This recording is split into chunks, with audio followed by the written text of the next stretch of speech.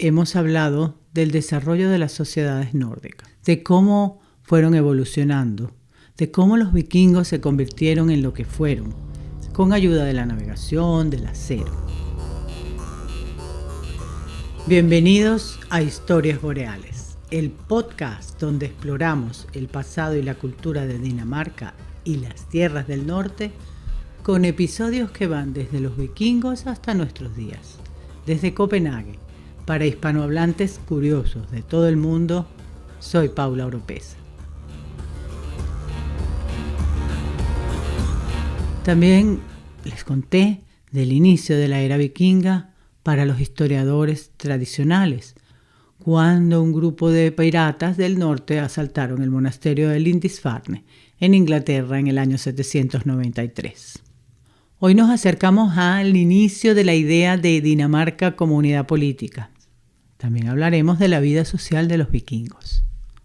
Veremos algunos de los reyes legendarios y de un héroe dormido bajo el castillo de Kronborg que aún espera su llamado. La cultura de los nórdicos estaba centrada en la guerra. Había una jerarquía patriarcal marcada, había un líder que era la figura principal y los guerreros a su alrededor luchaban bajo su mando y a cambio recibían recompensas muy generosas, que era parte de lo que se recolectaba en las expediciones, es decir, lo que se cobraba o lo que se saqueaba.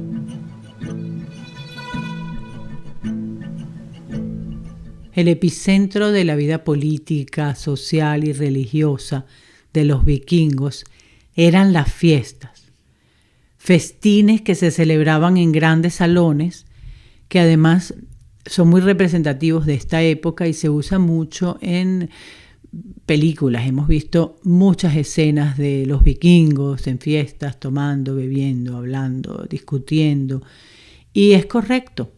Estas celebraciones, que eran unos actos colectivos en los que se repartían los botines, no solamente era para celebrar victorias, sino para consolidar lealtades. Se establecían relaciones, es decir, se hacía diplomacia. En estos grandes salones también se desarrollaba parte de la vida diaria de la comunidad.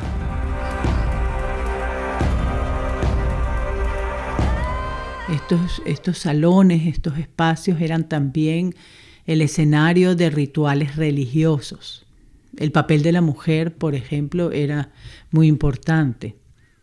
Hay muchos motivos recurrentes del arte vikingo de la figura femenina con un gran cuerno de bebida que simboliza su participación central en estas celebraciones y rituales. Hay también rituales conocidos como blot, que eran sacrificios de animales y luego pues estos restos se consumían durante los banquetes. Principalmente eran mujeres de la élite, porque el estatus social vinculado a ciertas familias les daba la capacidad de participar en estas actividades religiosas o de otro tipo. Vemos entonces que se creaban vínculos entre familias, vínculos entre los soldados y los líderes y vínculos entre la comunidad y sus dioses. Todo esto está basado en hallazgos arqueológicos en sitios como Laire, que está cerca de Roskilde, donde está el Museo de los Barcos Vikingos, que es ahí hay un fiordo donde se han encontrado muchos barcos, Tiso en Dinamarca o en Uppsala en Suecia, por decir algunos. Se han encontrado pues restos de grandes construcciones de madera asociadas con piedras de cocción, restos de comida, restos de cerveza, y hay referencias pues a estos lugares también en las sagas y en las historias de los reyes legendarios.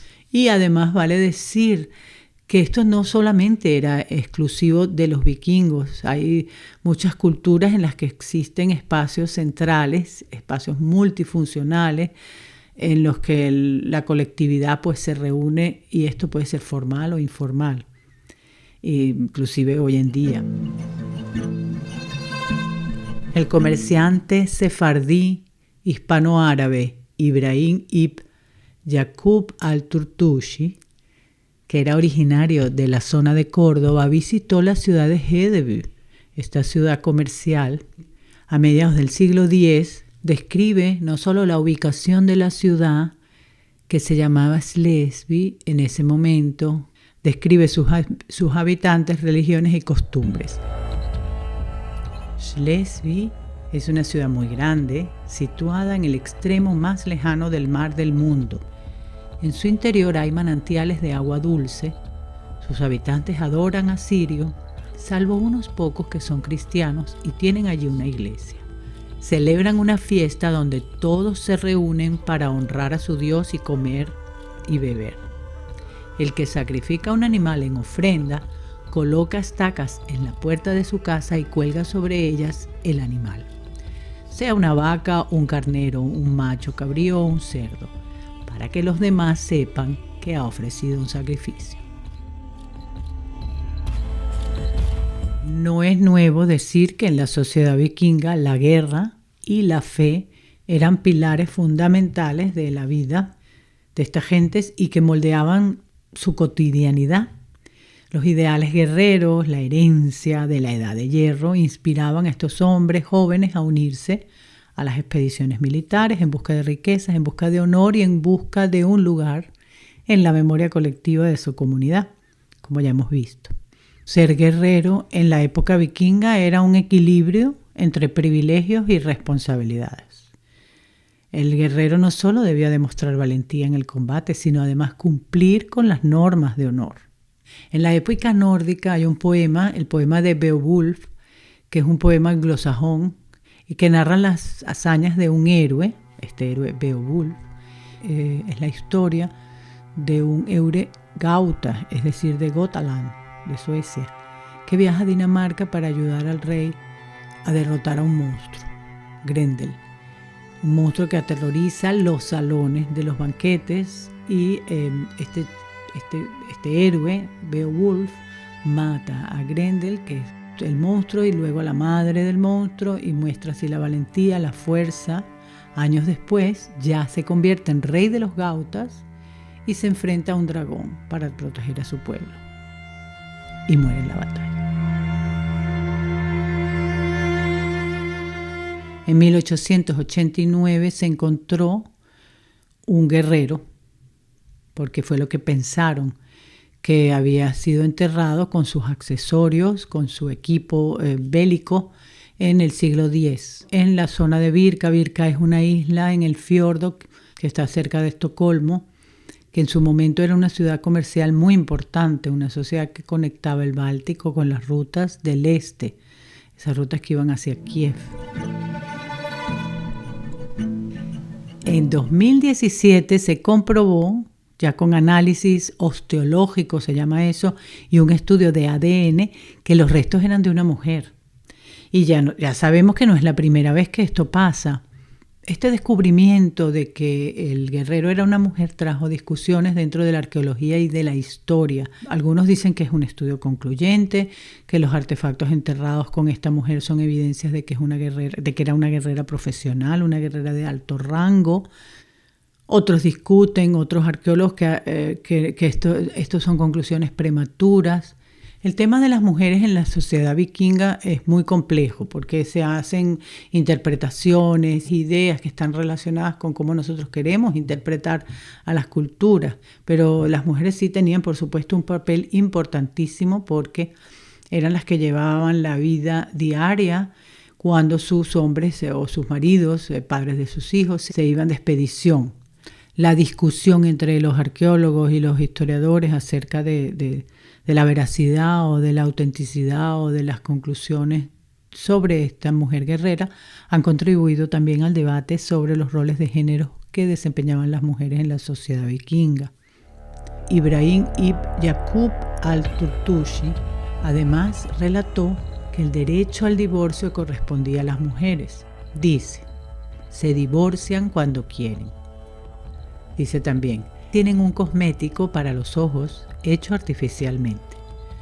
Cuando lo usan, la belleza no disminuye nunca, sino que incluso aumenta, tanto en los hombres como en las mujeres. La ciudad es pobre en bienes y riquezas. Su alimento principal es el pescado que abunda. Si alguno de los más pobres tienen hijos, los arrojan al mar para ahorrar gastos. Pero jamás he oído canto más horrible que el de los habitantes de Schleswig. Es un gruñido que sale de sus gargantas, similar al ladrido de un perro, aunque aún más bestial. Si estás disfrutando este viaje por la historia danesa, te invito a suscribirte a Historias Boreales. Así no te pierdes ningún episodio y me ayudas a que este proyecto crezca y llegue a más curiosos del sur. Y si te gusta lo que escuchas, compártelo con alguien que también disfrute de la historia contada con calma. A pesar del carácter guerrero, la sociedad vikinga no era un caos. No era una anarquía, no se basaba solamente en normas de honor. Había instituciones como el Ting. El Ting es una asamblea, o era una asamblea popular compuesta por hombres libres que regulaban la vida política, la vida jurídica. Y estas asambleas se convocaban a nivel local o a nivel regional, en lugares como Viborg, Ringsted, Lund. Para los que conocen Dinamarca, pues les pueden decir algo. Allí en esas asambleas se resolvían disputas, se imponían multas y en muchos casos graves ya se remitían los asuntos o las faltas al rey. Esta idea del Ting ha sobrevivido y, por ejemplo, la palabra danesa Folketing es el nombre del parlamento y proviene de ese antiguo Ting vikingo. En otros países nórdicos se conserva también el Storting, que es la gran asamblea, es Noruega, Alþingi en Islandia, Lagting en Islas Feroes. Bueno, en Suecia y en Finlandia, Riksdag no contiene la palabra Ting, pero la tuvo antes. Lo que pasa es que era muy largo y el nombre ha quedado en Riksdag. He dicho Finlandia, sí, porque el segundo idioma de Finlandia es sueco, pero por supuesto tienen el nombre del parlamento en finés. En finés busqué y se llama Eduskunta, pero es porque no es un idioma escandinavo, es un idioma bastante lejano y es otra historia.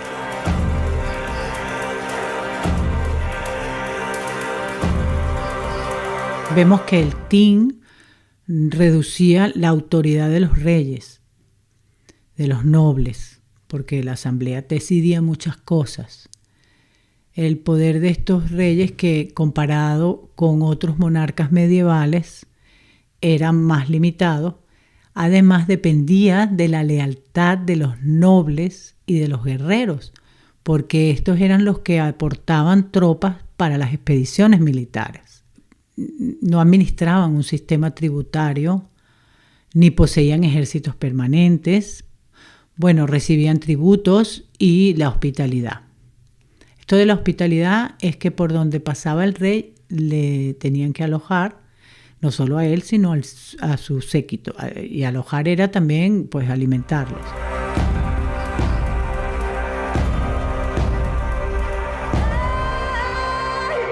La formación del reino danés fue un proceso largo, dramático, desigual. Hay muchas referencias a los daneses en las crónicas, pero no necesariamente a un territorio específico, territorio danés en sí. Ya a finales del siglo VI había una especie de reino que estaba compuesto por confederaciones tribales lideradas por el rey de los daneses, que ya tenía casi una extensión tan grande como en la época vikinga. Por toda esta formación de reinos escandinavos y en otros lugares implica un complejo juego de fuerzas. Por un lado, expansión de potencias extranjeras, por otro, las identidades nacionales o nórdicas, por llamarlo de alguna manera, cómo se relacionan los individuos con ciertos personajes o con ciertos territorios, y eso va también unificando a grupos. Además, competencias por el trono entre jóvenes de la familia real, necesidades prácticas de unidad por el tema de la defensa y diferentes ambiciones regionales.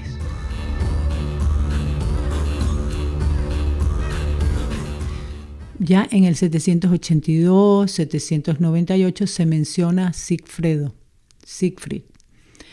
en relación con una rebelión de los sajones, del príncipe sajón Widukind, que busca refugio junto a este rey. Lo que tenemos que tener claro es que en el siglo VIII Europa central estaba dividida entre los reinos cristianos del sur y los pueblos paganos del norte, y que allí va a haber una lucha de poderes constante, y que eso va llevando también a que las tribus o los reyes o los reyesuelos se vayan uniendo para ir defendiendo territorios. Al mismo tiempo tenemos las fuerzas de las expediciones que están surgiendo.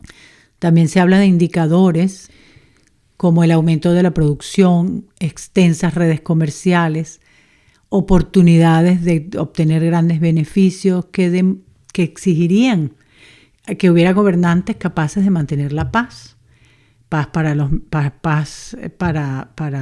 generar mercados, para generar beneficios, carreteras, rutas marítimas.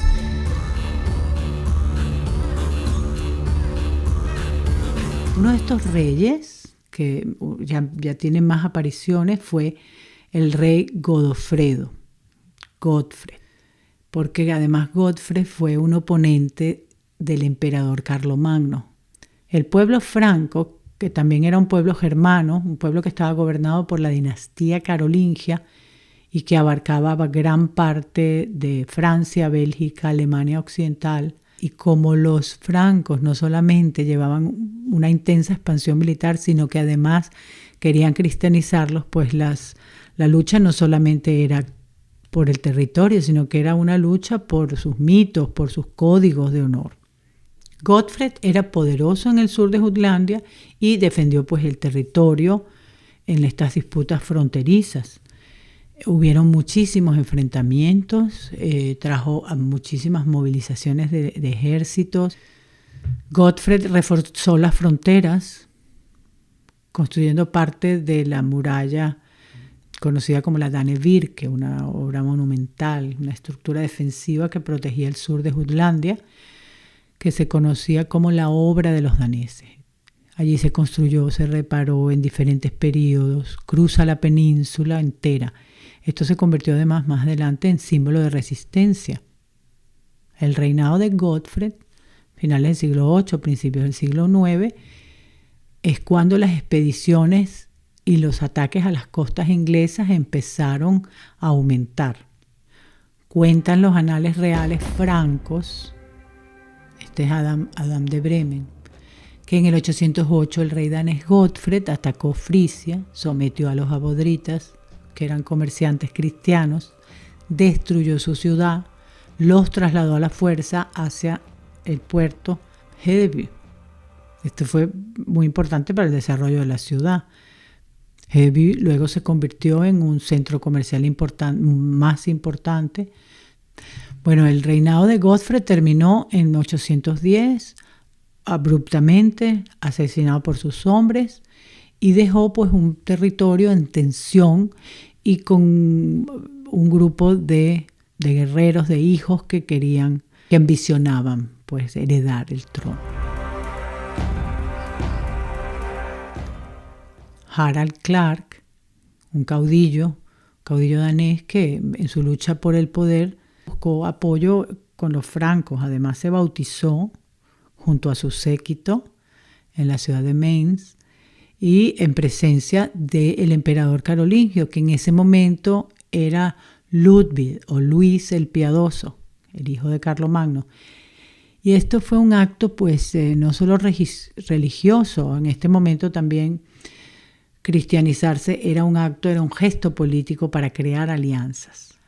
A Harald Clark no le fue bien. Lo expulsaron otra vez de Dinamarca, pues todas sus aspiraciones se desvanecieron.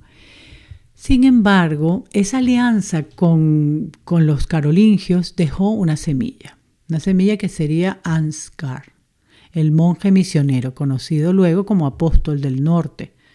Ansgar estuvo en ciudades como Hedeby, como Ribe, que eran los centros comerciales importantes.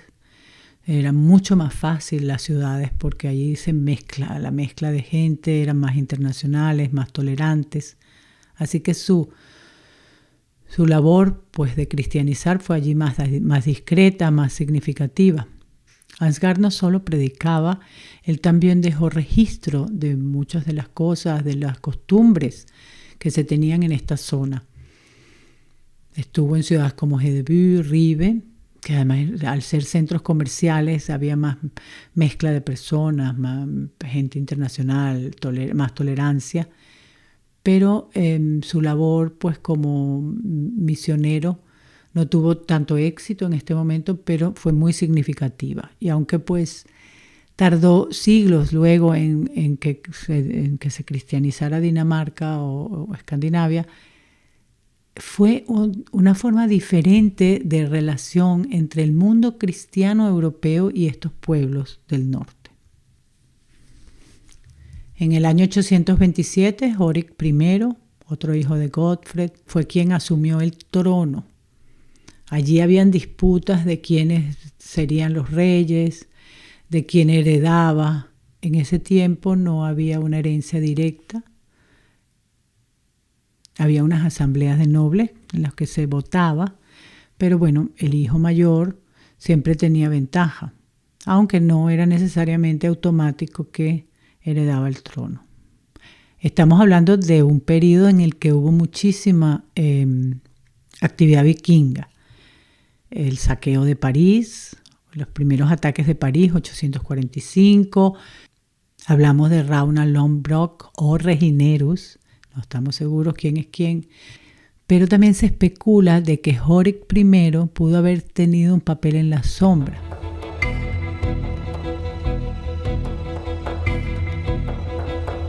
Holga el danés, Holga Danska en el idioma local, es un personaje de la época francesa y más adelante se convirtió en un símbolo nacional. Aparece en los poemas del Cantar de Roldán, poemas medievales en torno a las hazañas del emperador Carlomagno y de sus caballeros. Aparece como Osher de Dinamarca. Osher es Holga el danés, o Holga de Dinamarca. Y es el protagonista de una canción también que se podría traducir como Las hazañas de caballería de Holga el danés. En español algunas veces también lo ponen como Ogier, pero aquí le llamamos Holga. En la historia de hazañas de Holga el danés aparece como hijo de Godfred, que era el rey de Dinamarca, enemigo de Carlomagno. Estuvo de rey 7 años en el reino de Carlomagno. Luego hizo las paces con él y lucha a su lado contra los sarracenos. Hay relatos heroicos sobre sus grandes hazañas. Su figura se menciona con frecuencia también en otra literatura europea. Pero realmente Holga se consolida como un símbolo de resistencia y valentía en Dinamarca. Luego de aparecer en textos de ficción como la Crónica danesa en 1509, en el que se narra su historia. Entonces se crean las sagas de Holga que se convirtieron en libros populares y se siguen leyendo hasta el siglo XIX. Hay leyendas sobre él que aparecen en distintos lugares de Dinamarca y se localiza finalmente en el castillo de Kronborg, en Helsingør. Dice la leyenda que Holgar duerme allí en las casamatas, en los bajos del castillo, y si Dinamarca se encontrara en peligro, Holga desenvainaría su espada y defendería a la patria. Esto viene también por un cuento que escribió Hans Christian Andersen en 1845 que refuerza este vínculo con la identidad nacional.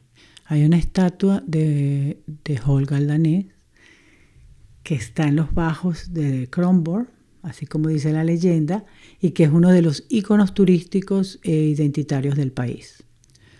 Siempre volvemos al siglo XIX, que es donde se creó esta imagen de los vikingos, y Holger Dansk, que es perfecto para unir esta idea de los reyes legendarios que sale en un poema épico que no podemos decir que es histórico, como hijo de Godfrey, que es un rey que sí aparece en las crónicas, hasta llegar al siglo XIX y convertirse en símbolo nacional, incluso en el XX en símbolo de la resistencia contra los nazis, o en una firma de mudanzas o como un recuerdo turístico. Gracias por acompañarme en este nuevo episodio de Historias Boreales. Nos escuchamos pronto con más historias del norte para curiosos del sur. Pero los relatos no terminan aquí, porque antes de que los reyes gobernaran, lo hacían los dioses. En el próximo episodio nos sumergimos en la mitología nórdica, ese universo donde nacen el mundo, los gigantes, Odín, Thor, el destino inevitable del Ragnarok. Y veremos cómo esas creencias conviven y chocan con la llegada de una nueva era, la de los reyes históricos de Yellin y sus construcciones monumentales, que nos hablan aún de poder, fe y transformación.